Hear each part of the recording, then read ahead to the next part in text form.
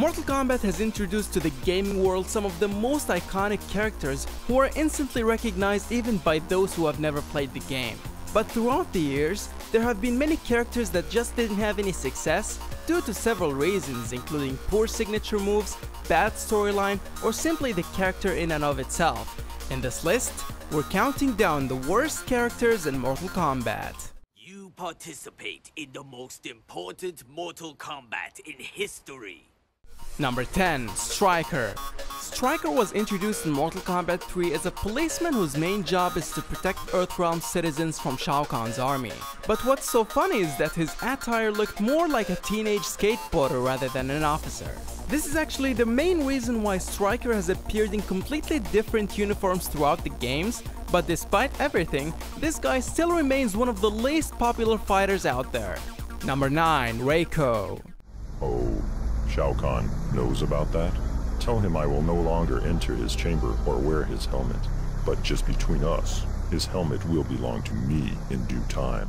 Not much is known about this mysterious warrior except the fact that he's a Shao Kahn wannabe, not only for his attire, which shares a notable similarity to Shao Kahn's, but also because of the fact that he often likes to sneak into Kahn's chamber room and wear his helmet, just to have a taste of the magnificence of being a real emperor. I have discovered that Reiko, formerly my most trusted general, has been entering my private chamber to wear my helmet. Find him and tell him he faces death if I find my possessions tampered with again. Number 8. Meat.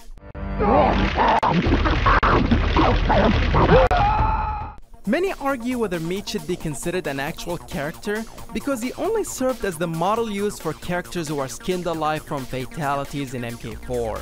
But the fact of the matter is that he was given an entire storyline in MK Armageddon, but for some reason, not much effort was put into his signature moves, which are mostly borrowed from other characters, making him one of the flattest and most boring fighters to choose from. Number 7. Shujinko. I am Shujinko, champion of the Elder Gods. I am searching the realms for artifacts that will aid in the fight against evil. My quest has led me here. Despite being the main protagonist of Mortal Kombat Deception, Shujinko is one of the least popular combatants out there. This comes as no surprise, since he got bamboozled more than all other characters combined. As an adventurer, Shujinko traveled the realms and learned the combat skills of many warriors, but at the same time, his ego drove him into making many mistakes, such as helping agents that are members of the Brotherhood of Shadow Clan and acting like a mercenary at times. But all these mistakes really pale in comparison to when he unknowingly and foolishly served the Dragon King Onaga by bringing together the lost Kamidogo from the 6 realms. For now, I will take these artifacts you have so dutifully collected for me. I am afraid they will not make it into the hands of the Elder Gods after all. Number 6. Boraicho. You're drunk. Go back to sleep. Just like the case of Shujinko, Boraicho isn't really a big of a deal when it comes to his fighting style or storyline. Despite being a trainer, he is in no way considered a well-rounded combatant by any means. In fact, he has usually topped lists of the worst movesets and fatalities.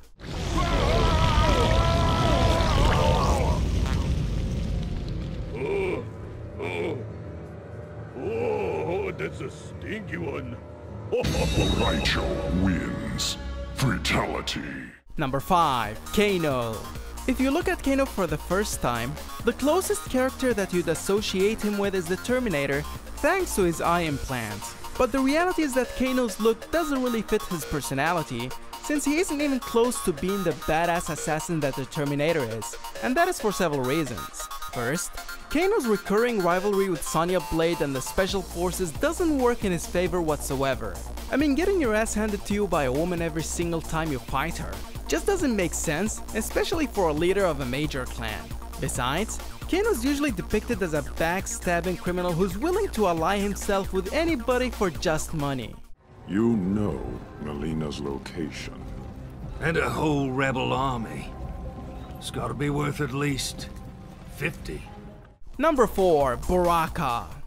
When Shao Kahn discovers that our assault has failed, our punishment will be severe.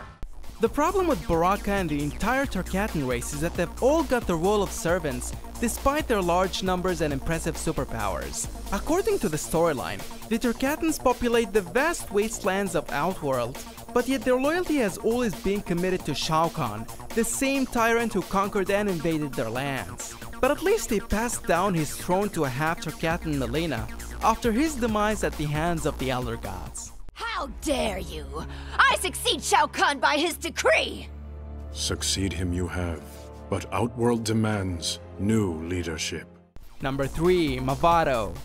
I am Mavado of the Red Dragon Clan in Earthrealm. Our organization is stockpiling red coins for use in covert activities. Despite being one of the most prominent members of the Red Dragon, Mavado is the only character that does not possess any supernatural abilities, making him one of the weakest villains in the game. In fact, even his signature weapons are actually borrowed from Cabal, a more superior member of the same clan. Number 2. Shang Tsung. If you defeat all of your opponents, you will face one final challenge. Me. A powerful deadly sorcerer who served as the final boss in the original Mortal Kombat, Shang Tsung appeared to be the baddest villain of them all. They even placed him after the almighty Goro in the original game. But as the story of Mortal Kombat progressed with the release of later installments, we got to learn more about his storyline and background, which revealed that he's just another minion of Shao Kahn. Even his most unique ability of absorbing souls to rejuvenate himself was granted to him by the same leader who eventually drained all the souls from him as a punishment for failing to win the tournament. Number 1. Quan Chi. You will serve me in the Netherrealm. Being the most prominent sorcerer in the game, Quan Chi is powerful in the black arts but very weak in physical combat as shown in his confrontation with Sonya Blade. But Quan Chi isn't just weak, he's also a thief, an instigator, and a betrayal all at the same time. After all, he's the one who stole Shinnok's amulet to travel between the realms, revived the Dragon King Onaga, and has betrayed his only trusted partner Shinnok in more than one occasion. In addition, unlike Shao Kahn and other villains, Quan Chi usually resorts to incitement and provocation in order to achieve his sinister goals, since he isn't powerful enough to face his adversities in physical combat. A good example is the rivalry between Sub-Zero and Scorpion, which he ignited in order to make sure he got away with the murder of the Shirai Ryu clan. I created Scorpion from Hasashi's soul after he died. We observed the agreement. The letter, not the spirit. You are owed nothing. Did I leave out a character that you despise? Let us know in the comment section below. For more, make sure to like the video and subscribe to Game Illusion.